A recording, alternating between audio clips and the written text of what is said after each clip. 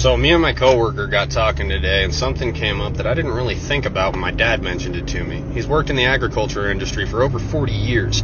This year, farmers are being offered 1.5 times the value of their crops to destroy them. They're also being told by the federal government they will not receive subsidies for farming if they refuse to destroy their crops. What does that mean? That means that the farmer cannot afford to provide you with food based upon the taxes the government is levying on him if the government doesn't in turn give him back his tax money to provide you with food. Kind of a fucked up system, but that's how it works. And, well, they're not going to subsidize them if they don't destroy the crops. They'll pay them more than what it's worth, and they want them to destroy it, and they'll still get their subsidies. They're trying to create a food shortage. We've got 8 months to get our own food supply. We're probably going to be facing mass starvation. Is it true that the government is paying farmers to destroy their crops?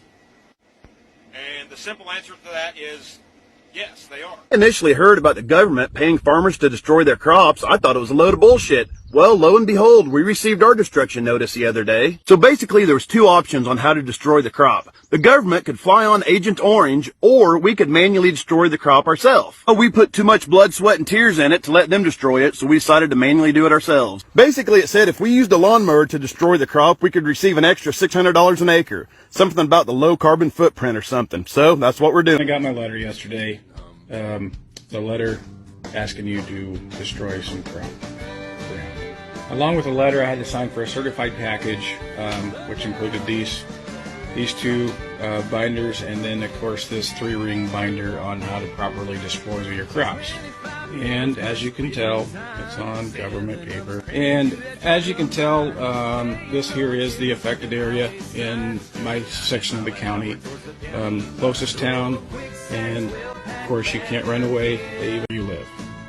So from the county tracts, then they break it down into these individual farm tracts that you have to destroy. And you can see the crop or the field. This is the second machine that I dropped off here for the local farmers. Just want to show you a little bit of each drum. You got 4 of these drums, 2 on each side. Now you can imagine the damage they can do, not counting the blade which you could set down. So this will be the first field that we take care of. So all we're going to do is mash everything into the ground. And then I'm going to go pick up some steel plates, lay them across the road plates, so we can get the machines over there, start on that farm. So the farmers got paid by the government. I don't understand what it's all about, but they got paid. Now they hired us to come in here and just destroy whatever we can. I don't understand how it all works, but we're already paid for a certain amount of time. You can hear the first machine already running out there. So when you hear them farmers saying they're getting paid to destroy everything, they ain't bullshitting y'all. Y'all better start paying attention.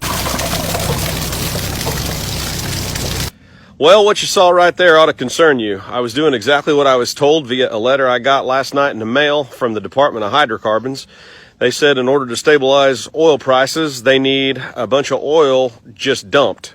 And not dumped on the market, just dumped on lease roads and field roads and things like that. So I'm hooked up to that oil tank, going straight into my truck to get rid of it.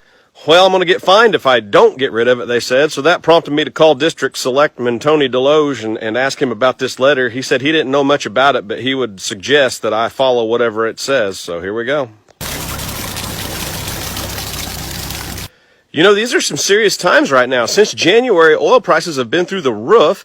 I'm seeing more and more farmers on TikTok saying that the government's paying them to kill their fields. Agent Orange, I saw a guy with a lawnmower mowing down beans, getting paid to do it. They're controlling food. Now they're going to control energy. I don't understand why this is going on. But I tell you what, if they control food and they control energy, what freedom do you have left? Man, isn't this something? I'm sorry about the music. I'm going to recap.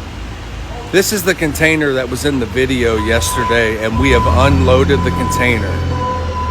Freight is setting at ports. It is not moving, and we're talking ports around the world. Now, the freight that was on this container was shipped 37 days ago. This is that freight behind me. Somebody is intentionally hindering freight from moving back and forth. There are ports that are stacked The directive is let it set. Let it set. I reached out to my largest customer, this customer, and that's what I was told. That the directive is let it set. We are definitely going to experience shortages, the likes of which you have never seen.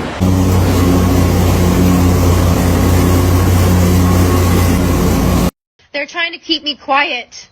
I need you guys to blow this up and stop scrolling. Control the food supply, control the people. This is what's happening. This is the truth. As a fourth-generation farmer, I am hearing cries across the United States.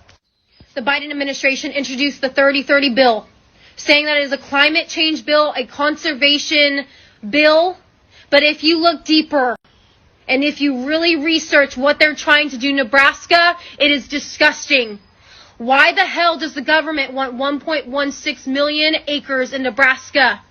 Because 97% of Nebraska is privately owned, so they're taking from farmers and ranchers and hardworking Americans. And by 2030, they want to take 680 million acres across the United States, kill family farms, control the food supply, control the people. Are you guys ready to stand up? So one of the things we're going to be talking about this week is the apparent fresh food shortage that's going to hit Europe and the UK over the next few weeks and months. This has been completely orchestrated, and it's absolutely terrible that this is likely to be happening right now. There is plenty of fresh food being grown at the moment all over Europe. We have no shortages. Farmers have no shortages, despite the weather changes that we've been having recently. There is an awful lot of fresh produce in the fields at the moment, as you can see behind me. This is purposely going to be bought in bulk and destroyed to create an apparent food shortage. Folks, start listening, wake up. There is no food shortage. Yo, excuse my sexiness. I have some breaking news. So, right now, the federal government is offering farmers 1.5 times the amount that their crops are worth to destroy them. I know it sounds crazy, but just look it up.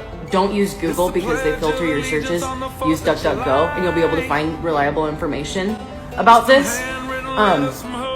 Anyway, and if the farmers refuse to do this, then that same government will refuse to give them subsidies. I truly believe they're creating a food shortage, or they're going to.